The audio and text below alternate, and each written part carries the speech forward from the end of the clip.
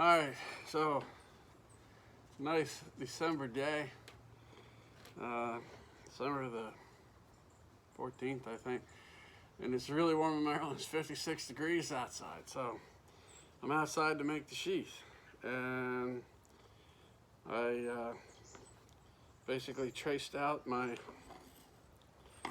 knife and made my patterns. A little space here for the blade. Spaces here for the welts, which is this. This is the extra piece that gets cut and laid into there. Stitched in, so it's 3 layers of leather. And because this will get folded like this for the knife to slide in, and stitched all the way around so that the welt keeps the knife from cutting the stitches. And so it'll be like this. Here's the same idea I will have for a sheath. Obviously, it needs to be quite a bit bigger though. But the other knife had a little notch in it, drop out, and when I made this belt loop, I just made an assumption and was going to copy it. Well, this wasn't going to work around this way. It needs to come over the top and grab it, so I had to redesign it so that it's like this. I can reach over and grab it. So I got all my patterns laid out. This wasn't a mistake, so I won't be using it. These are the 3 pieces I'm going to need. And I'm going to start the tradition I've always had. When I make a knife, I take the knife that's going to go in it and cut it out. So that's what I'm going to do. I am not going to do a time-lapse, speed-up video of it being done. I don't know, maybe I will. I don't know, we'll see. So I'm going to pause this here and then start.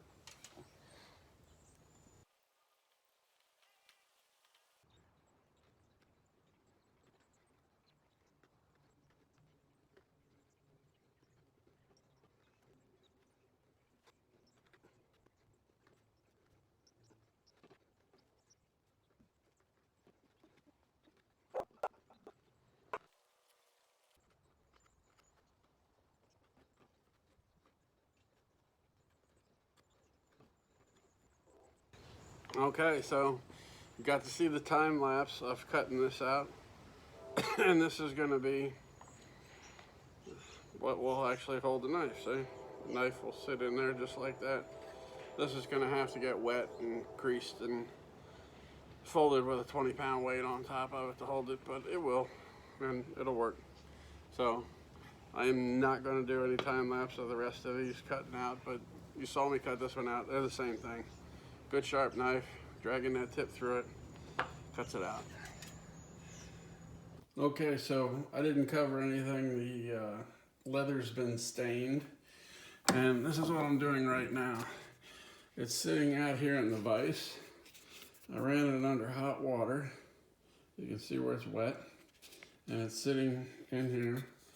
So it's going to take the shape of my knife. So I just stick it in here in my woodworking vise, make sure the ends are squared up.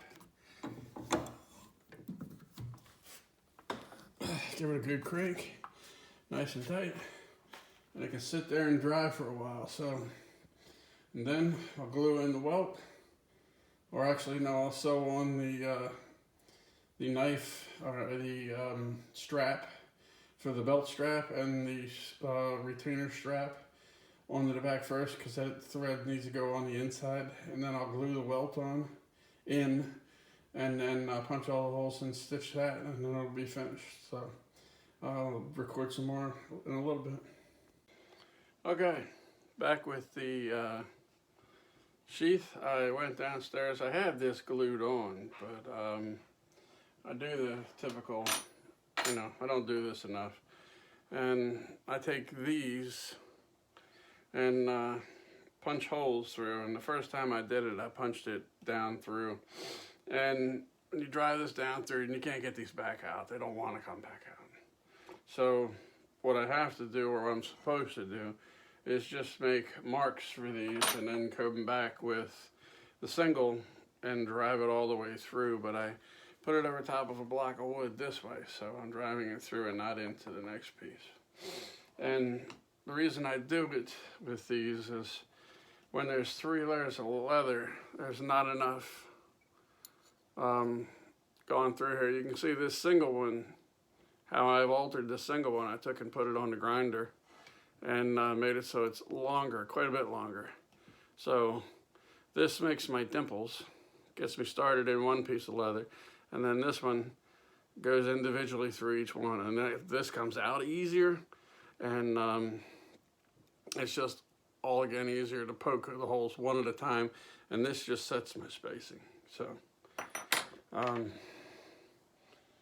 move along here, and the stitching's actually pretty easy. So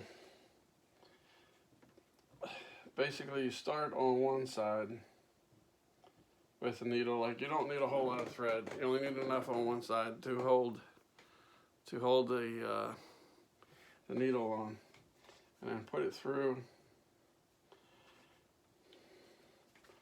So it's gonna go through like this, and then pull it down, and you'll need enough. You want half your stitching on one side and half on the other side, and then you come back through the next hole. It's hard to see this and get it on the camera at the same time.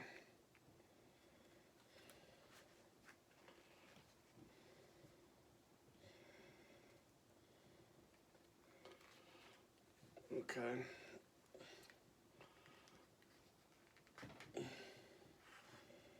So I'm going to pull this tight, and now the other side's slipping, so I'll pull them both tight, and then I take the same thread and I go down through the same hole.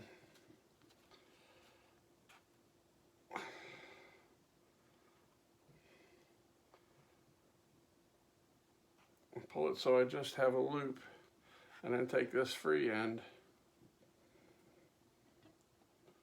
slide it through, just like a sewing machine would. Hold it down, go and pull the other side so that it's pulled about halfway in. And then that's starting my stitching. So I'm going to go ahead and finish on this. I'll show you when I get to the end. Okay, so it's all stitched on now. Not sure how the lighting works here, but you should be able to see all the stitches on it. It's not the most professional job, but it's probably only the 3rd one I've ever made. So, and then I knocked a hole in it, very small hole on the leather punch, and put one of these studs through. It screws on the back, and I added a little glue on the stitching just to make sure that knots didn't untie on the inside. And this goes over. It binds on the blade, and then it's very hard to work right now, but it does snap on, and I'll get it wet and then get it on there, and it'll hold. The other ones do, they work just fine. So this will keep the blade from popping out. This is the hold fast or whatever. Now, what I got to do now is to take the welt, and I will glue the welt in on both sides and pinch it and let it sit overnight. I'll hold it still while I punch the holes. I'm sure there's maybe somebody professional knows how to do this better, but this is how I figured it out myself. And then it'll be ready to go. Sharpen the knife up to skin some deer. Okay, welcome to the mess that is my downstairs workroom. Pretty much going to become my workbench. Was my fishing lure bench, a bunch of other things. But anyway, we're making the knife on this one. And here is the stitching on the back side and the front side. The snap was added. So the belt loop comes around and comes around this way and has a hole punched and goes in here, and this has to be stitched on first. You saw already, because if you don't do it, you can't stitch in and out with this piece of leather being over top of it. So it has to be stitched first, and then you add this. And then the hole can be punched to last. And then you stitch up here. So basically, I kind of showed it before, but stitching is very slow, so I didn't want to cover it in the video. You take, and I used waxed Dacron. I don't have it down here. It's like you for bowstrings. And I take a piece and put it on a needle and slide it through halfway through each way. And take the needle on the second hole, push it through, pull it all the way out tight, back through the same hole, leave a little loop, slide the extra piece through it, pull it halfway in, grab both of them, pull it tight, keep going all the way down until I got to here. And then it came through on this side, I think, and was tied. No, it was actually tied on this side and cinched up. And then I took each piece and pulled it through, and there's one of them right there. I pulled it through so that that little piece didn't get cut as short as it could have, but it's kind of bound into the leather stitching that way. And then the knife is nice and tight inside the sheath. Here is the finished knife. Hard to see. You can see this was the rough side of the file, and this was the more smooth side of the file. There's the smooth stuff all left. This is just scale from tempering it. And the actual knife, this was made from about a 4.5, 5-inch piece of, and it's almost 8 inches long. Yeah, it is 8 inches long, with about a 4-inch blade and a 4-inch handle. So, again, that's the finished knife with cherry burl handles. And I haven't even taken this thing to the sharp stone yet, but you can see here, I was trimming this here, wound up getting my finger off in front of it and slipped off and just ding, just barely touched me. Just barely touched me. Cut me pretty good. It started oozing blood out. But I haven't even put this on the soft stone yet, so. There's the knife for it. I'm not gonna lock this down because this is it's still pretty damn tight.